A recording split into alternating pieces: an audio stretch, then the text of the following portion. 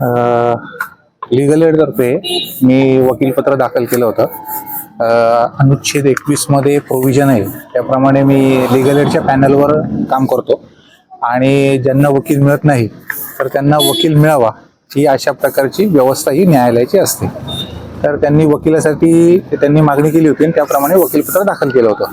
आज त्यांना 13 दिवस झाल्यानंतर 1 ते 11 आरोपी जे आहेत त्या 1 ते 11 आरोपींना याच्यामध्ये MCR झालेला आहे आणि जे बाकीचे आरोपी आहेत त्यांना पोलीस कस्टडीमध्ये आहे. तर एकूण 12 आणि 13 हे पोलीस कस्टडीमध्ये आहेत आणि बाकीचे जे आरोपी आहेत त्यांना MCR झालेला आहे. आणि लीगल एडतर्फे जेव्हा मी होतो वकील त्यावेळेला पहिल्या रिमांडच्या वेळेला मी होतो आणि त्यानंतर बाकीचे त्यांचे जे आरोपींचे वकील होते त्यांनी आज काम पाहिलेलं आहे. म्हणजे आरोपी 5, 6, 7, 8, 9, 10 यांच्यासाठी त्यांनी वकील दिलेला आहे त्यांचा आणि त्यांनी ते काम पाहिलेलं आहे. आणि त्यांनी त्यांचे वकील दिले नव्हते तोपर्यंत त्यांनी मला इथे ह्या मेहरबान न्यायालयामध्ये काम करण्याची संधी दिलेली आहे. त्या मेहरबान न्यायालयाने माझी नेमणूक केलेली आहे.